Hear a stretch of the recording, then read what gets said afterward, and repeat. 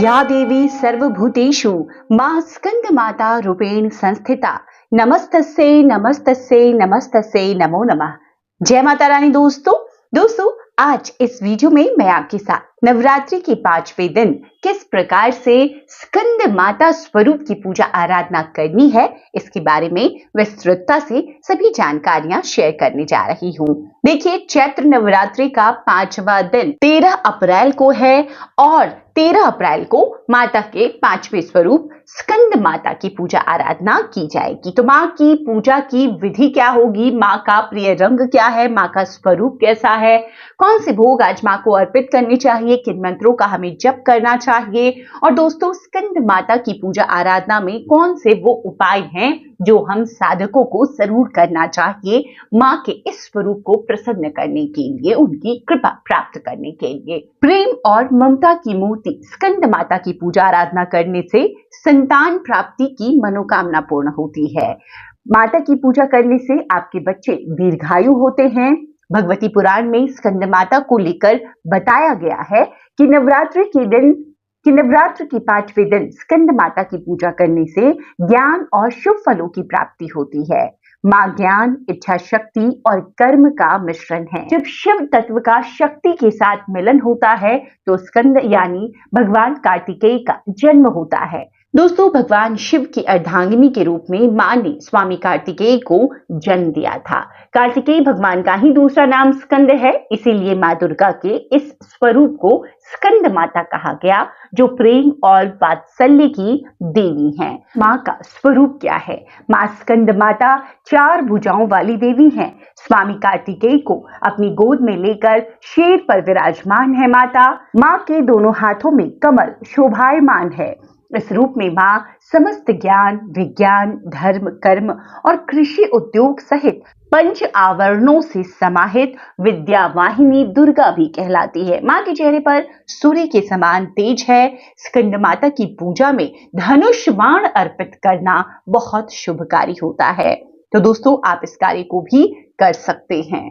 अब माता का शासनाधीन ग्रह कौन सा है? देखिए, ऐसी मान्यता है कि बुध ग्रह को देवी स्कंद माता द्वारा शासित किया जाता है। मां स्कंद माता को क्योंकि कमल पुष्प पर विराजमान है मां, इसीलिए पद्मासना भी कहा जाता है। देवी स्कंद माता शुभ्र वर्ण की हैं, जो उनके श्वेत वर्ण को प्रदर्शित करता है। जो भी भक्त देवी पार्वती के इस रूप का पूजन करता है, उन्हें भगवान कार्तिकेय की पूजा का लाभ भी प्राप्त हो जाता है। अब दोस्तों, बात कर लेते हैं कि माँ का प्रिय रंग क्या है और क्या क्या चीजें हैं जो आज के विशेष पूजन में हमें अर्पित करनी चाहिए। तो देखिए, स्कंद माता को पीले रंग की वस्तुएं सबसे प्रिय है, इसीलिए आज जब भी जो भी साधक पूजन करेंगे माँ का, वो पीले रंग का वस्त्र धारण करके माता की पूजा करें। आज के दिन माता को जो वस्त्र अर्पित करते हैं वो भी शुभ्र वर्ण का वस्त्र माता को अर्पित करें। भोग में आज के दिन माता को पीले फल और पीली मिठाइयां ही अर्पित की जाती है। आज के दिन आप केसर मिश्रित खीर बना करके माँ को भोग लगा सकते हैं। आज के दिन आपको माँ को कोई भी पीली वस्तु, जो फल लेते हैं ना, वो भी पीली होनी चाहिए। फूलों में माँ को पीले फूल अर्पित कीजिए। वैसे अगर आपको पीले फूल नहीं मिलते हैं तो इन नवरात्रों में देखिए, हर दिन माता को अगर गुड़हल का लाल पुष्प एक अर्पित करते हैं, इससे माता बहुत प्रसन्न होती है। माँ का कोई भी स्वरूप हो, आप उनको लाल गुड़हल का फूल अर्पित कर सकते हैं। लेकिन आज की पूजा में क्योंकि पीले रंग का महत्व है, तो कोशिश यही करना चाहिए कि माँ का श्रृंगार पीले फूल से करें। माँ को सुनहरे वस्त्र अर्पित करें, पीले फल चढ़ाएं। पीला रंग देखिए सुख और शांति का प्रतीक है और इस रूप में दर्शन देकर माँ हमारे मन को शांति प्रदान करती। अब आज की पूजा में किन मंत्रों का जप आपको करना चाहिए? तो देखिए, प्रार्थना मंत्र मैंने आपको बताया, या देवी सर्वभूतेषु मां स्कंद माता रूपेण संस्थिता नमस्तस्यै नमस्तस्यै नमस्तस्यै नमो नमः। आप माता के लघु मंत्र ओम देवी स्कंद माताए नमः, इस मंत्र को जप सकते हैं, जो प्रार्थना मंत्र है माता का। सिंहासन गढ़ा नित्यम पद्मांचित कर द्वया शुभदास्तु सदा देवी स्कंद माता यशस्विनी। तो इस मंत्र को आप जप सकते हैं। आप एक माला, कोई भी एक मंत्र लेकर एक माला आज के दिन जरूर जपें माँ के आशीर्वाद प्राप्त करने के लिए। अब दोस्तों, आज के दिन कुछ विशेष ऐसे उपाय हैं जो आपको जरूर करने चाहिए। तो देखिए, पहला कार्य, आज माता को जो भी संतान प्राप्ति की इच्छा चाहते हैं, अपने संतान की उन्नति तरक्की चाहते हैं, इस इच्छा को लेकर केले, पीले केले माँ को जरूर अर्पित कीजिए। बहुत ही एक अच्छा उपाय है, बहुत ही शुभता आपके जीवन में यह उपाय लेकर आता है। दूसरा, आज देखिए, माँ को आपको हरी इलायची, 5 हरी इलायची, 9 की संख्या भी ले सकते हैं, अगर आप अर्पित करते हैं, इससे माँ बहुत प्रसन्न होती है। 5 हरी इलायची ले लें, साथ में 1 लौंग का जोड़ा ले लें और माता को जब भोग अर्पित करते हैं उसके साथ ही आप ये हरी इलायची और लौंग का भोग भी अर्पित करें।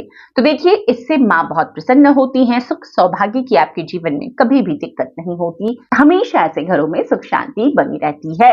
तो इस प्रकार से आज माता को जो विशेष पूजा विधि है यही रखनी है। अब देखिए, रोजाना की तरह ही आपको पूजा करनी है और जो ये सभी सामग्रियां मैंने बताई है, उन्हीं चीजों को आज माता को अर्पित करके पूजन करना चाहिए। इसके बाद जो भी मंत्र का जप आप लेना चाहें, उस मंत्र को जपें। आप दुर्गा सप्तशती का पाठ करते हैं या दुर्गा चालीसा का पाठ कर रहे हैं, तो आप उस प्रकार से अपने पाठ को पूर्ण करें और उसके बाद में आप एक शुद्ध घी के दीपक और कपूर से माँ की आरती हर रोज के पूजन में आपको सुबह और शाम नवरात्रि में जरूर करनी चाहिए। तो इस प्रकार से जो पूजन विधि है वो संपन्न होती है। अब स्कंद माता की कथा सुन लेते हैं। दोस्तों, पौराणिक कथा के मुताबिक तारकासुर नामक एक राक्षस था जिसका अंत केवल शिव पुत्र के हाथों से ही संभव था। तब माता पार्वती ने अपने पुत्र स्कंद को युद्ध के लिए प्रशिक्षित करने के लिए स्कंद माता का स्वरूप लिया था। स्कंद माता से युद्ध प्रशिक्षण लेने के बाद ही भगवान कार्तिकेय ने तारकासुर का अंत किया था। स्कंद माता हिमालय पुत्री पार्वती ही हैं। इन्हें माहेश्वरी और गौरी के नाम से भी हम जानते हैं। पर्वतराज की पुत्री होने की वजह से इन्हें पार्वती भी कहा जाता है। इसके अलावा महादेव की पत्नी होने के नाम से माता ही गौरी कहलाई। दोस्तों, माता अपने पुत्र के नाम से स्कंद माता स्वरूप में जानी जाती हैं और माता की कथा पढ़ने और सुनने वाले भक्तों संतान सुख और सुख संपत्ति प्राप्त होने का वरदान मां स्कंद माता प्रदान करती हैं। तो इस प्रकार से ये संक्षिप्तता से मैंने कथा यहाँ पर आपके साथ शेयर की है। दोस्तों, इसी प्रकार से आज नवरात्रि के 5वें दिन पूरे विधि विधान के साथ माँ के इसी स्वरूप को ध्यान में रख करके हमें पूजन अर्चन करना चाहिए। तो उम्मीद करती हूँ ये जो सभी जानकारियां मैंने आपके साथ इस वीडियो में शेयर की है आपके लिए उपयोगी होगी। वीडियो अगर पसंद आ रहे हो तो जरूर लाइक कीजिए। चैनल पर इस तरह की जानकारियां आपको प्राप्त होती रहती हैं, तो इन वीडियोस को चैनल को सब्सक्राइब जरूर कर लीजिए और वीडियो को आगे अपने दोस्तों परिजनों तक शेयर भी कर दीजिए।